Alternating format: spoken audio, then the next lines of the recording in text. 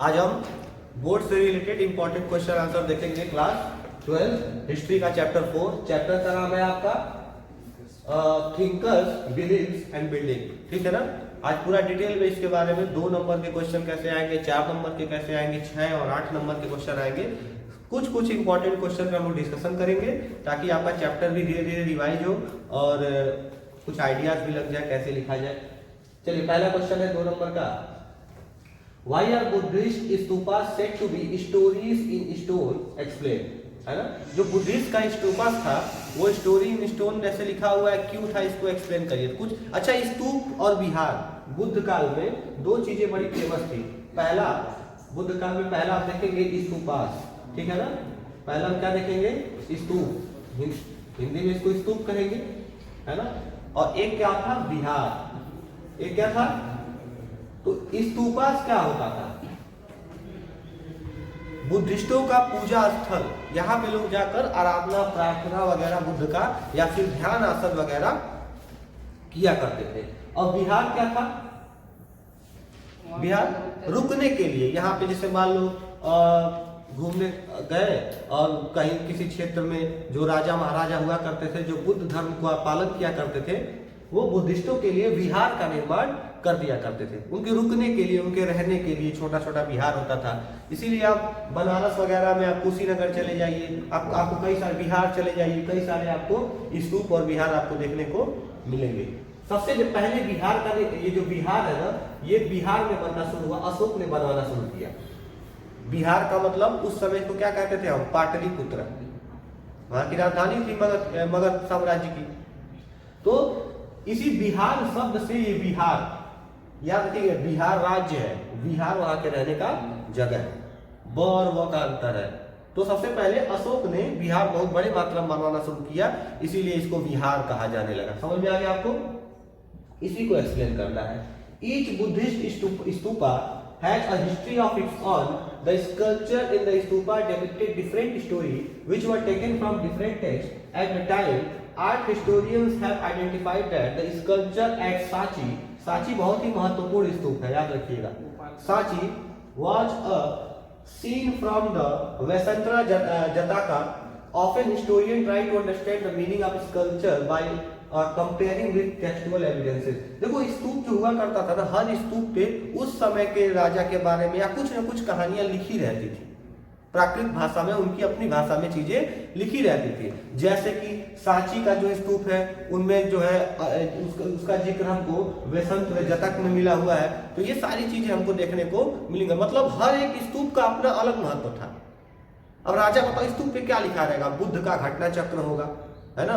बुद्ध कैसे ध्यान करते थे, कुछ उनके स्कल्पचर जैसे उसको क्यूनिकॉर्न फॉर्म में लिखा जाता था। क्यूनिकॉर्न समझ रहे हो? उभार कर, जैसे पत्थर पे से उभार दिया, बुद्ध ऐसे बैठे हुए हैं, बुद्ध चल रहे हैं, बुद्ध के पीछे एक औरा बना हुआ है ना। उनको ज्ञान की प्राप्ति हुई तो लोग ऐसे फिगर बना देते थे या फिर कुछ लिख दिया करते थे, बुद्ध के उपदेशों को लिख दिया करते थे। तो हर एक स्तूप की अपनी अपनी कहानी है। 2 नंबर का क्वेश्चन है, तो बस इतनी जानकारी इसके लिए पर्याप्त है। अगला क्वेश्चन देखते हैं। इसीलिए मैं कहा क्वेश्चन आंसर हम लोग करते चलेंगे, चैप्टर क्लियर होते चलेगा। How was Buddhas presence show through symbols? Give 2 example. Symbol के रूप में बुद्धा के प्रेजेंस को कैसे शो किया जाता था? 2 एग्जांपल हमको बता देने हैं, है ना। पहला एग्जांपल दिया हुआ है, the empty seat indicated the meditation of the Buddha. जैसे बुद्धा का आप देखेंगे ना, चुपचाप ऐसे बैठे हुए हैं, तो वो क्या दर्शाता है? वो मेडिटेशन के रूप में, अभी वो ध्यान, मतलब ध्यान में बैठे हुए हैं। The stupas represented the Mahaparinirvan of Buddha. देखो, महापरिनिर्वाण क्या होता है? जब मैं आपको बताया था महापरिनिर्वाण क्या होता है। ये निबिन्ना लिखा हुआ है, गलत है। महापरिनिर्वाण क्या होता है बताइए? क्या होता है? जब मैं पढ़ाया था तो महापरिनिर्वाण के बारे में आपको बताया था।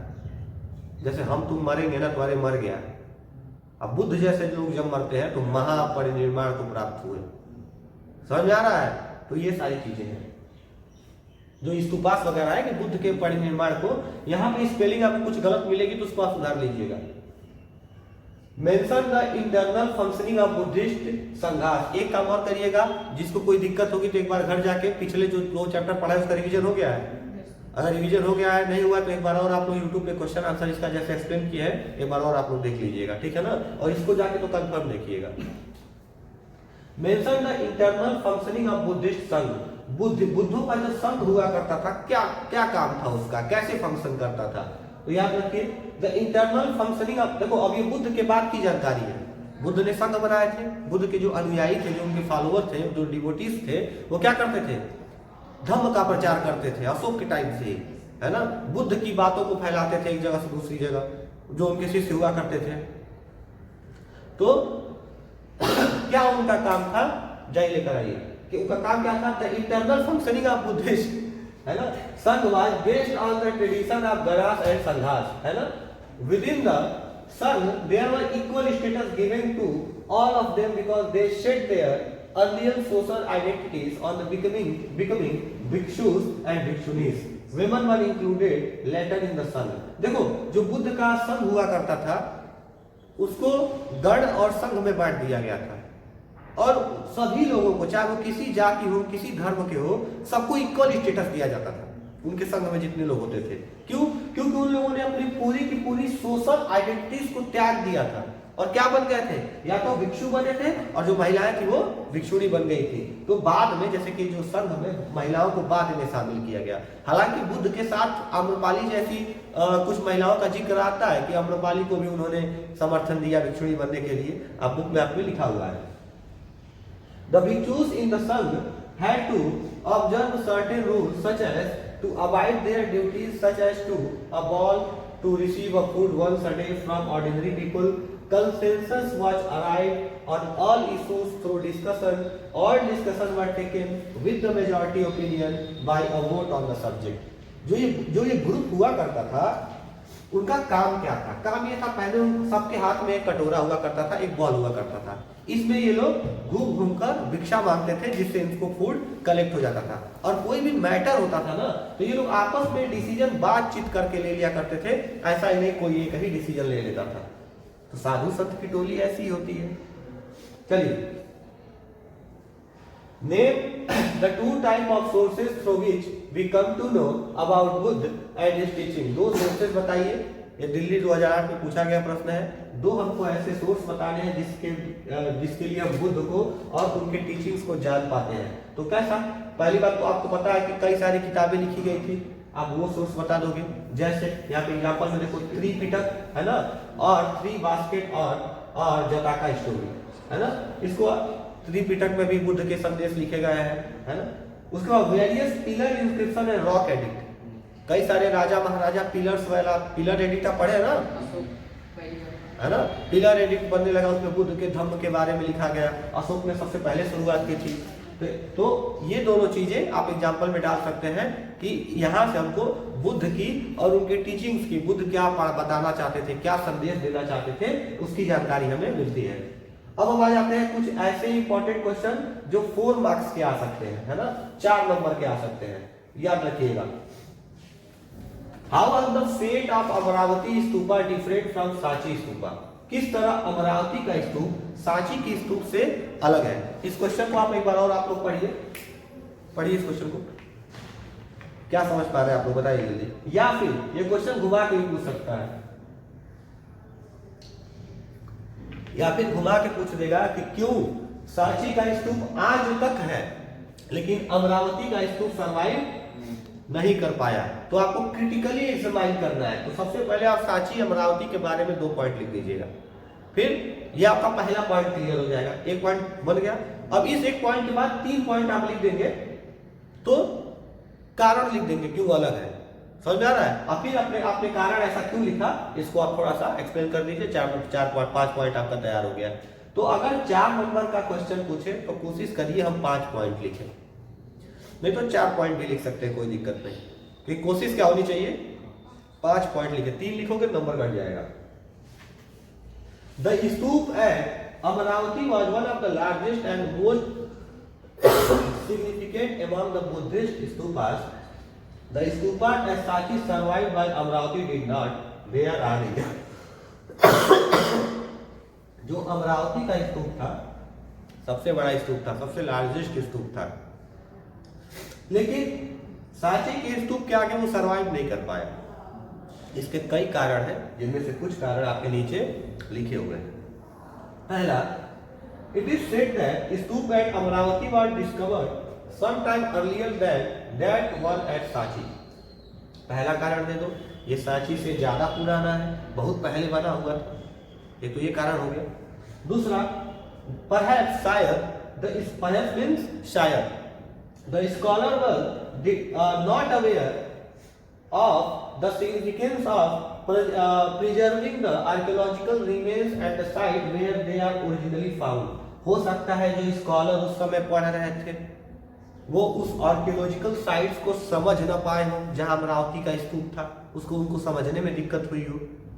तीसरा, the Sanchi stupa were discovered in the year of 1818। 1818 में इसकी खोज हुई थी सांची के स्तूप की। At that time 3 of its 4 gateways were still standing. The fourth was lying on the spot and the mound was in good condition। और सबसे पहले सांची का स्तूप 1818 में खोजा गया था और इसके सभी पिलर्स, कोई भी पिलर्स इसके बर्बाद नहीं हुए थे समय के साथ, सब के सब अच्छे पोजीशन में थे, इसीलिए इसको पढ़ना, इसको जानना बहुत ही आसान हुआ। समझ में आ गया? ये 3 कारण आप दे दीजिएगा। इंपॉर्टेंट क्वेश्चन है, इसको कहीं इंपॉर्टेंट में लिख लीजिएगा, इंपॉर्टेंट क्वेश्चन है। बट फ्रॉम द अमरावती, उसके बाद क्या किया है, 3 कारण दे दिया, उसके बाद एक कंक्लूजन दे देता है। क्या? But from the Amravati several pieces of sculpture were already used by the British administration in London to decorate the garden. There was an significant little mound and was totally denuded of its from former glory। जब अंग्रेज भारत में आए थे तो तहस नहस करने का इरादा था। जब अंग्रेज अमरावती को समझ नहीं पाए तो वहाँ के जो कुछ पत्थर थे, कुछ डेकोरेटिव चीजें थी, ले जाकर लंदन में सब गार्डन सजा दिए अपना। समझा रहा है? इसीलिए यहाँ की चीजों को समझने, अमरावती के स्तूप को समझने में दिक्कतें आने लगी। लेकिन हाँ, बाद में ये पता चल गया कि ये एक स्तूप है और उसके बारे में हम अधिक से अधिक जानकारी नहीं ले पाए। पर सांची में क्या था, लेटेस्ट खोजा गया था 1818 में, 1818 में, और सारे पिलर्स, इसके जितने भी पिलर्स थे सब गुड कंडीशन में थे। 5वां जो पिलर था वो गिरा हुआ था लेकिन वो भी अच्छे कंडीशन में था, तो उसको हम अच्छे से पढ़ पाए, कार्बन डेटिंग करके उसको अच्छे से उसके बारे में जानकारी लगा पाए। तो अब जो क्वेश्चन हमको लग रहा है सारे बहुत अच्छे अच्छे आ रहे हैं, तो ध्यान दीजिएगा। चलिए, many rituals, religious beliefs and practices were not recorded in the permanent visual form as monuments or sculpture or even painting। थोड़ा इसके आंसर को देखें। कई सारे रिचुअल्स, रिलीजियल बिलीफ, कई सारे प्रैक्टिकल, है ना, जो प्रैक्टिसेस होती थी उस समय के लोग क्या किया करते थे, कैसे त्योहार मनाते थे वगैरह वगैरह, इसको हम अच्छे से स्कल्पचर वगैरह में या पेंटिंग वगैरह में हम अच्छे से शो नहीं कर पाए हैं या फिर पढ़ नहीं पाए हैं। कारण क्या है, इसके बारे में देखते थोड़ा। पहले तो क्वेश्चन कोई लिख दो, है ना, जो क्वेश्चन पूछा है उसकी डिमांड पहले पूरी करो, फिर अपने स्टैंड को रखो, है ना।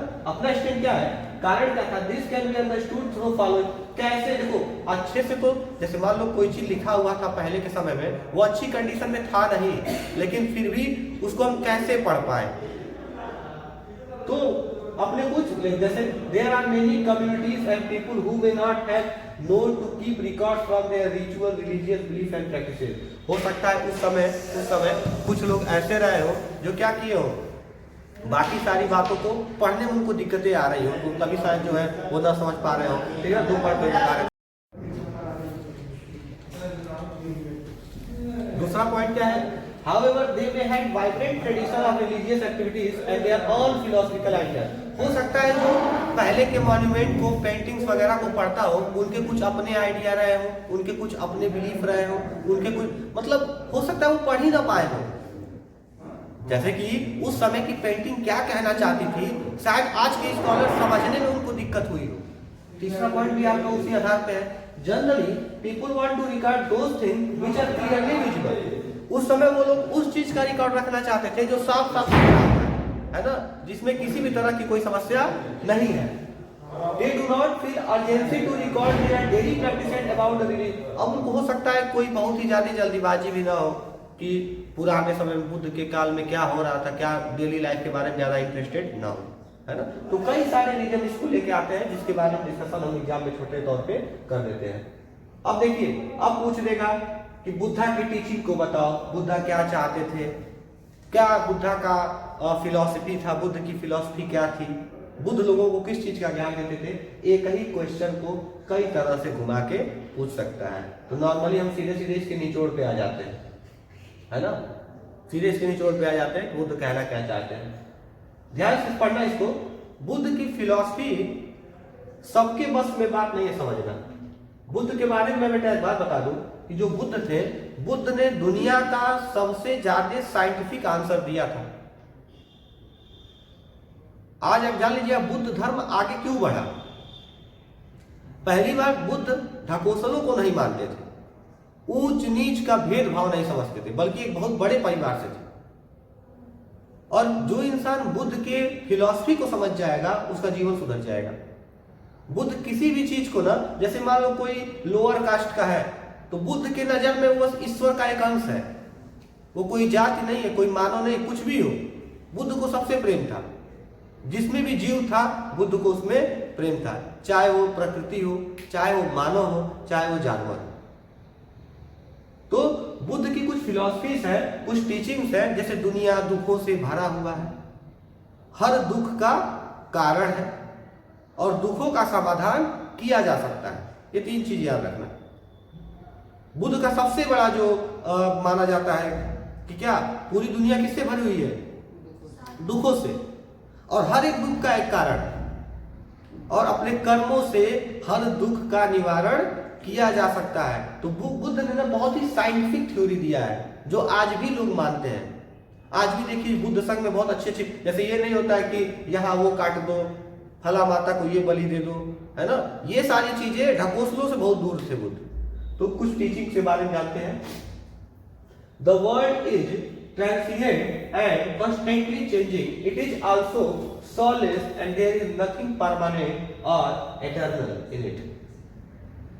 बुद्ध कहते थे कि जो पूरा का पूरा विश्व है ये चलते रहेगा, यहाँ कुछ भी क्या नहीं है, परमानेंट नहीं है। अगर आप अमीर हैं तो आप परमानेंट अमीर नहीं रहेंगे, अगर आप गरीब हैं तो आप परमानेंट गरीब नहीं रहेंगे। हर चीज में बदलाव होगा, आज नहीं तो कल बदलाव होना ही होना है। Within this transient world sorrow, यानी कि दुख, है ना, sorrow and अब देखो जो भी दुनिया है ना, सब में सब किससे भरी हुई है, दुख से भरी हुई है। पूरी दुनिया दुख से भरी हुई है। By following the path of moderation between several penance and self-indulgence, human being can use ever worldly pleasure. इंसान अपने आध्यात्म का पालन करके, इंसान अपने मन को शांत रख के इन सभी सुखों को प्राप्त कर सकता है। जो दुख से भरी हुई दुनिया है उससे क्या हो सकता है, बाहर आ सकता है अपने कर्मों के आधार पे। ही एडवाइस किंग, अब देखो बुद्ध को ना राजाओं के लिए जो गहपतीस हुआ करते थे, गहपतीस आपने दिया हुआ है, मैंने बोला था पढ़ लीजिएगा, जो गहपतीस हुआ करते थे उनके लिए भी कई सारे एडवाइस दिए हैं बुद्ध ने अपने टीचिंग्स में। जैसे क्या, he advise kings and gahapatis to be human and ethical. उन्होंने कहा कि राजा को नैतिक होना चाहिए, राजा के अंदर मर्यादा और मानवता होना चाहिए, ह्यूमन्स होना चाहिए। राजा कैसा हो, जो अपने प्रजा का ख्याल रखे। अगर प्रजा सुखी है, प्रजा के सुख में ही राजा का सुख निहित होना चाहिए। एक राजा अपने प्रजा के लिए पिता समान होता है। तो राजाओं के लिए कुछ एडवाइस था बुद्ध का। He emphasized individual agency and righteous action as the means of to escape from the cycle of rebirth and attain self-realization and निर्माण, है ना, निबंध बार लिखा हुआ है तो निर्माण इसको कहो। बुद्ध कहते थे कि इंसान अपने कर्म के आधार पे मोक्ष को पा सकता है, मोक्ष की प्राप्ति कर सकता है। आप नेक कर्म करिए, आप अच्छे पाथ पर चलिए, है ना, आप ध्यान करिए, इससे आप किसको मिल जाएगा, आपको निर्माण आपको मिल जाएगा, मोक्ष की प्राप्ति आपको हो जाएगी। बुद्ध ने मोक्ष पे ज्यादा बल दिया हुआ है। The word to his follower, be lamp into yourself and as all you must work out your own liberation. उन्होंने अपने फॉलोअर को क्या कहा था, ये याद रखिएगा। ये लाइन भी देकर क्वेश्चन पूछा जा सकता है, ये लाइन भी देकर क्वेश्चन पूछ सकता है। क्या, be lamps into yourself as all you must work out your own liberation. उन्होंने कहा कि जैसे आप लोग हैं उसी तरह रहिए। आप लोग अपने आप को एक मतलब सन्यासी जैसा रखिए, आपका आत्मा पवित्र होना चाहिए। सिर्फ स्वतंत्र होकर अपने कर्मों पर ध्यान दीजिए। क्या हो रहा है क्या नहीं हो रहा है उससे कोई मतलब नहीं, बस आपको क्या करना है, नेक कर्म करने हैं। आप जैसे हैं वैसे चलते रहिए। चलिए अब देखिए अगला क्वेश्चन है, describe how Buddha's teaching have been reconstructed from the stories to Sutta Pitaka, है ना। किस तरह स्तूप पिटक में बुद्ध के टीचिंग्स वगैरह को लिखा गया है। तो ये सारी बातें सेम चीज है ना। जैसे मैं आपको बताया था ये पीछे इस वाले क्वेश्चन में जैसे है उसको थोड़ा सा डिस्क्राइब किया गया। जैसे although some stories suggest the Buddha's miraculous power, others suggest that Buddha tried to convince people through reason and persuasion rather than through displaying the supernatural power। सुत्त पिटक में हमको सुत्त पिटक में हमको क्या लिखा हुआ है, जैसे कई सारी बुद्ध की कहानियां ऐसी हैं जिसमें हमको दिखेगा बुद्ध कुछ स्पेशल पावर का यूज कर रहे हैं, सुपर नेचुरल पावर का यूज कर रहे हैं। लेकिन कई सारी कहानियां क्या बताती हैं कि बुद्ध बहुत मिरेकुलस पावर का यूज नहीं करते थे, लोगों को सिर्फ सच्चाई बताते थे, एक अच्छा ज्ञान देते थे। समझ आ रहा है। कई सारे लोग तो उनको चमत्कारी कहते थे कि वो चमत्कार से भरे हुए थे। कुछ लोग कहते थे कि नहीं वो एक अच्छे व्यक्ति थे, अच्छे संत थे और उनके पास ज्ञान बहुत ज्यादा था और अपने ज्ञान को नॉर्मली बांटा करते थे जो लोगों के लिए चमत्कार साबित होता था। समझ आ रहा है। सुत्त पिटक में क्या लिखा गया है, यही सारी बातें हैं। चलिए, when a grief-stricken woman whose child had died came to the Buddha, he sympathetically convinced her about the inevitability of death rather than bring her son back to life. These types of stories were narrated in the language spoken by ordinary people so that they could easily understand. अब देखो कुछ कहानियां लिखी गई हैं उन किताबों में। जैसे एक महिला थी, है ना, एक बहुत ही दुखी महिला थी जो अपने बच्चे को लाश को लेकर आती है और कहती है कि आप हमारे बेटे को जिंदा मत करिए, कारण बता दीजिए, ये छोटी सी आयु में ये लड़का मर कैसे गया, क्या पाप इसने किया था। तो ऐसी ऐसी कहानियों को एक इजी भाषा में बुद्ध से रिलेटेड लिखा गया है सुत्त पिटक वगैरह में। सुत्त पिटक उनके ग्रंथों में उपनिषद था ये, है ना, उपनिषदों निषेध, है ना, उसमें लिखा हुआ है। तो तीसरा, in Sutta Pitaka Buddha explained 5 ways to through which a master could look। अब देखो एक बुद्ध ने ना अपने सुत्त पिटक में पांच तरीका बताया है जिससे एक मास्टर अपने एम्प्लॉय को या फिर अपने नौकर को रखना चाहिए। कैसा? By assigning them to work according to their strength. कि भैया आप किसी को काम में ना करें ना तो उसकी योग्यता के आधार पे ही उसको काम में रखो। ये नहीं दुबला पतला आदमी 1 कुंटल सामान लेके चढ़वा उतरवा उसको, नहीं, जो वो कर सकता है उसी काम के लिए उसको आप रखिए। By supplying them with food and wages, उनको प्रॉपर आप खाना दीजिए, उनको आप वेतन दीजिए। By tending them in sickness, जब उनको क्या नाम है, जब सिक हो जा रहे हैं, बीमार पड़ रहे हैं, उनको रेस्ट दीजिए। By sharing delicacies with them, खुशियां उनसे शेयर करिए, कभी कोई पार्टी वगैरह आ रहा है, ऐसा ओकेजन हो रहा है तो उनको कुछ तोहफा वगैरह भी दीजिए। By granting leaves at time, उनको समय पर छुट्टी दे दिया करिए। ये बुद्ध ने ये सारी बातों को बताया है। उसी तरह सांची और भरूच के स्तूप में क्या है ना भाई, कुछ हमको सांची के स्तूप के बारे में बताना है, कुछ हमको भरूच के स्तूप के बारे में बताना है। तो ये 2 स्तूप भी इंपॉर्टेंट है, याद रखिएगा, बोर्ड में ऐसे क्वेश्चन पूछे जा सकते हैं। अंडरलाइन करिए, सांची का स्तूप और भरूच का स्तूप ऑफ भरूच, स्तूप ऑफ वहां रख दीजिए, स्तूप ऑफ भरूच और स्तूप ऑफ सांची। चलिए अब देखते हैं क्या 2nd सेंचुरी BC में सबसे पहले इसकी खोज हो चुकी थी, है ना, ये तो क्लियर है। These were plain except for the stone railing which resembled a bamboo or wooden fence. The gateways of the stupa were richly carved and installed at 4 cardinal points. पहले स्तूप कैसा हुआ है, 4 तरह से है, देखो ध्यान से, ऐसे 4 आपको क्या देखने को मिलेंगे यहाँ पे। आपको बताना है नॉर्मली वो स्तूप दिखता कैसा है। तो 4 पिलर है, ऐसे करके 4 पिलर है, बीच में आपको यहाँ पे स्तूप देखने को मिलेगा। समझ आ रहा है, बम्बू जैसा 4 पिलर लगा हुआ है स्टोन का। तो स्तूप कैसा है, तो ये तो आपके बुक में दिया हुआ है ना, उसको पढ़िएगा, वहां से पॉइंट ले लीजिएगा। Worshipper enter through eastern gate, जो वासी को जो पूजा करने वाले थे वो ईस्ट की ओर से स्तूप के अंदर एंटर करते थे। उसके बाद walk around mount in a clockwise direction keeping the mount on the right initiating the sun. अब देखो, अब स्तूप को ना ऐसे चक्कर लगाते थे गोल गोल, है ना, लेकिन कैसे? क्लॉकवाइज, ऐसे ऐसे चक्कर लगाते थे, मतलब ऐसे स्टार्ट किए, ऐसे क्लॉकवाइज जैसे घड़ी चलती है। मैं क्या कहता हूँ, स्तूप किस लिए था? पूजा स्थल था। तो स्तूप का चक्कर, जैसे कि मान लो वो चारों पिलर है, चारों पिलर के अंदर बीच में स्तूप है, तो पिलर के बाहर से नहीं, पिलर के अंदर से, और ईस्टर्न डायरेक्शन शुरू करते जहां सूर्य की रोशनी आती है ना, इस तरह से वो पूजा अर्चना वगैरह किया करते थे। Later the mount of the stupa made to be elaborately carved and नीचे से अब sculpture like Amaravati and Shahji Dheri in Peshawar. ये भी एक तरह का स्तूप है, शाहजी ढेरी, यहाँ देखिएगा पेशावर में है, जो पाकिस्तान में है। जो स्तूप का माउंट हुआ करता था वो ऐसे था, कार्ड था, ऐसे था, गुंबद, माउंट मीन्स गुंबद, ऐसे कार्ड, समझ आ गया? वो ऐसे कार्ड हुआ करता था, बिल्कुल कैसे? जैसे अमरावती है, जैसे शाहजी ढेरी है पेशावर में, बिल्कुल वैसे ही, ठीक है ना। बेसिकली बताना आपको है कि सांची का और भरूच का स्तूप कैसा था। भैया 4 पिलर थे, माउंट स्ट्रक्चर था, चक्कर लगता था वहां पे, ये सारे पॉइंट आपको डाल देना। एंट्री कहां से थी? तो ईस्टर्न साइड से थी।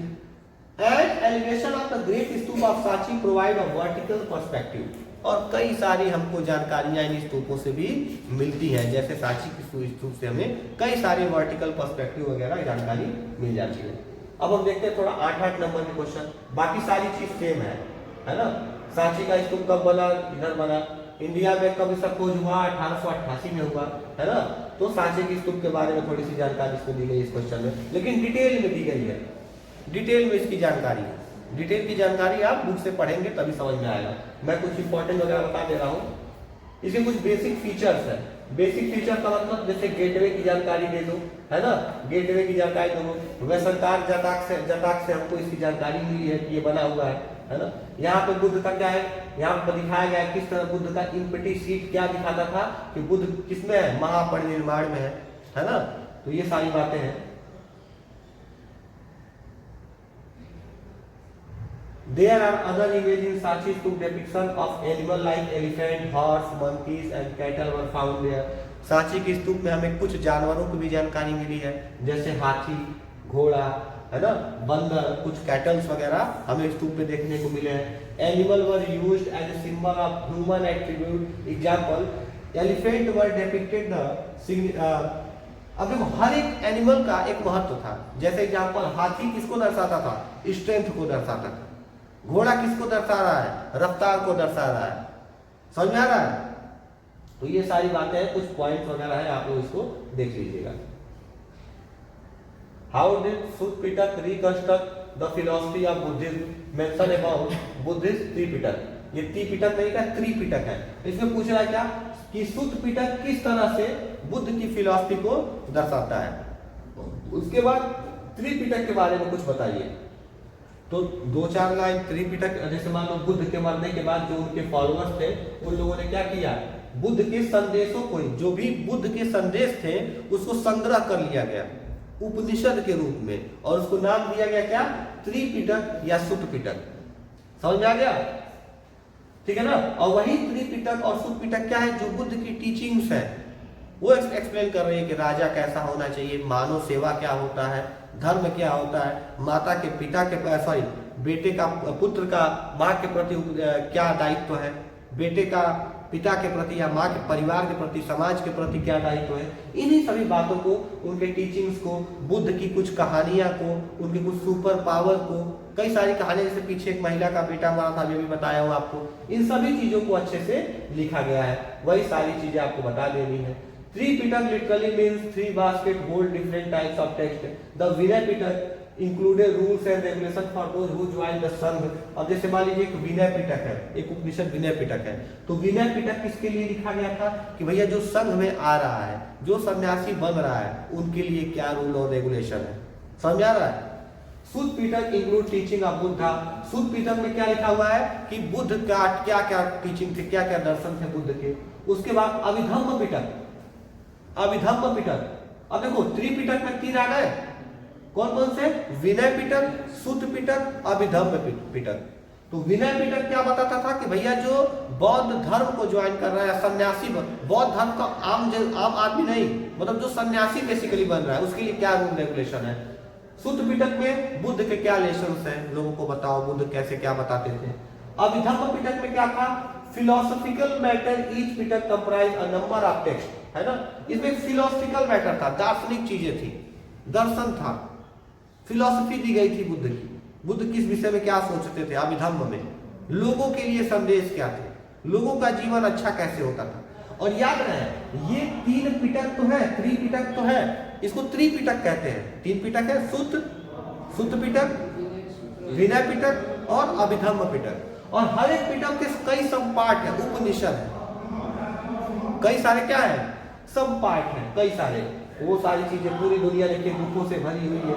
इसी सारी बात को जो पीछे हम पढ़ते आए हैं उसको इनलार्ज कर दीजिएगा, समझ आ रहा है। चलिए discuss how and where the stupa were built, ठीक है ना, इसको देखते हैं।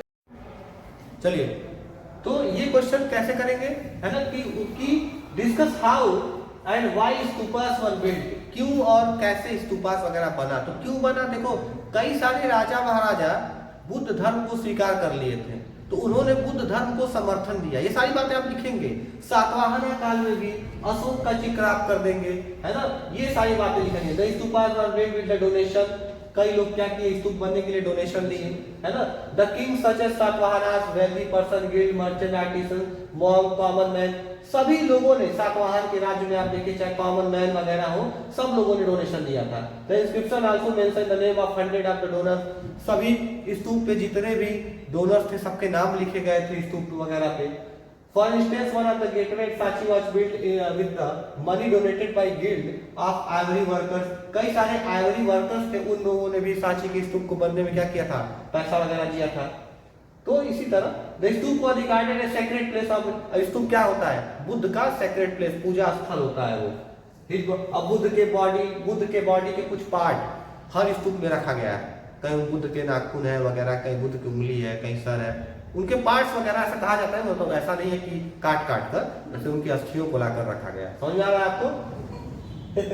आगे देखते हैं। The scholar find a mention of Ashok Vandana and Buddhist Ashok distributed portion of the Buddha realized to every important and town and ordered the construction of stupa over them by the second। अब देखो बुद्ध ने क्या किया था ना, बुद्ध ने अपनी कई सारे बुद्ध के पोर्शंस को, है ना, बुद्ध ने जैसे बुद्ध की जब मृत्यु हो गई तो अशोक ने उनके सभी पोर्शन को क्या किया, लोगों में बंटवा दिया, कहा कि आप लोग इसको इधर उधर रखवा दीजिए और वहां पे स्तूप का निर्माण कराइए। अशोक ने बहुत बड़े मात्रा में स्तूप वगैरह का निर्माण कराया था, है ना। बाकी सारे क्वेश्चन एक जैसे हैं। शुद्ध पिटक के बारे में देखिए पूछा है, शुद्ध पिटक को एक्सप्लेन कर दीजिए। शुद्ध पिटक में बताया क्या जानकारियां आपको है, तो बस बुद्ध का इंस्ट्रक्शन क्या है, बुद्ध ने लोगों के लिए, है ना, समाज के लिए, ब्राह्मण के लिए क्या इंस्ट्रक्शन दिया था। तो भैया सबको वही एक ही बात, सबको लोगों ब्राह्मण के लिए उन्होंने 5 तरीके बताए थे, ब्राह्मणों किस धर्म का पालन करना चाहिए, किस तरह समाज में नेक काम करना चाहिए, किसी भी वर्ग में भेदभाव नहीं करना चाहिए। ओसवाल वाली जो बुक है उसमें हर चीजें अच्छे से लिखी हुई है, एक बार आप उसको भी पढ़िएगा। क्वेश्चन आंसर तो ग्रुप में गया होगा, आप लोग कॉपी में लिखे नहीं क्वेश्चन आंसर, जो क्वेश्चन आंसर लिखा होगा वही इस चैप्टर को अच्छे समझे। इस चैप्टर में केवल बुद्ध को समझ लो, बुद्ध के सारे त्रिपिटक वगैरह, उनके ज्ञान को कैसे उसका निर्माण हुआ, खासकर भरूच का स्तूप, सांची का स्तूप, है ना, इन सभी स्तूपों को आप अच्छे से समझ लीजिए। व्हाई वर स्तूप बिल्ट, स्तूप बनता क्यों था, पूजा पाठ के लिए बनता था, बुद्धिस्टों के पूजा पाठ के लिए बनता था। अब यहाँ पे कुछ मैप वगैरह है, इस मैप में आपको मेजर स्तूप वगैरह दिखाने हैं, ABCD नाम से दिया हुआ है ना। देखिए ये ए इधर बिहार वाले एरिया में, मध्य प्रदेश, ये मैप आप ध्यान दे लीजिएगा, एग्जाम में पूछेगा। तो ए आपका क्या है, यहाँ पे देखिए कुशीनगर, भरूच, अजंता, और एक आपका होमवर्क है सांची कहाँ पर है। वेरी गुड, किधर क्या दिखा रहे हो, ठीक है ना। तो ये आप 3 चीज आप याद रखिएगा, ये सारी चीजों को आप मैप पे याद, इस चैप्टर में मैप बस यही है एग्जाम में पूछने वाला। कौन कौन सा, कुशीनगर, ध्यान से देखो, कुशीनगर, भरूच और अजंता, 3 चीज आप अजंता के बारे में देखिए, अजंता के बारे में पढ़ लीजिएगा। कुछ क्वेश्चन यहाँ पर है, देखिए बुद्ध लुम्बिनी, जहाँ बुद्ध पैदा हुए थे नेपाल के साइड में, है ना, सांची भोपाल में, है ना, बोध गया बिहार में। ये 3 चीज आप देख लीजिएगा। अच्छा देखो इधर कुशीनगर का लोकेशन गलत है, इसको आप सही कर लीजिएगा घर जाकर, ठीक है ना। तो बस खत्म। बाकी क्या है, मेरा turning point, double history, millennium BC, first millennium BC.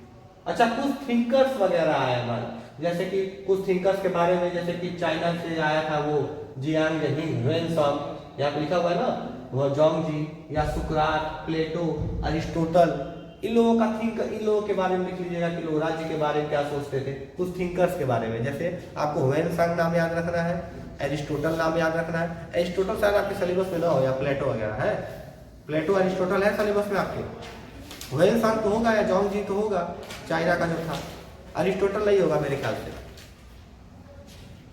बाकी सारे क्वेश्चन बेटा सेम है जैसे आपको बताया है।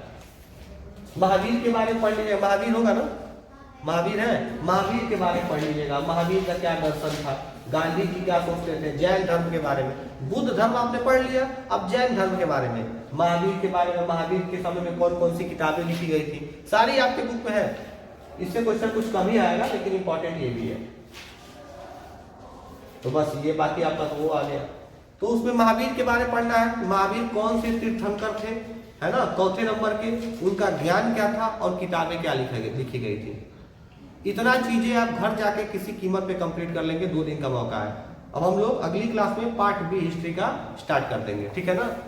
चलिए, थैंक यू।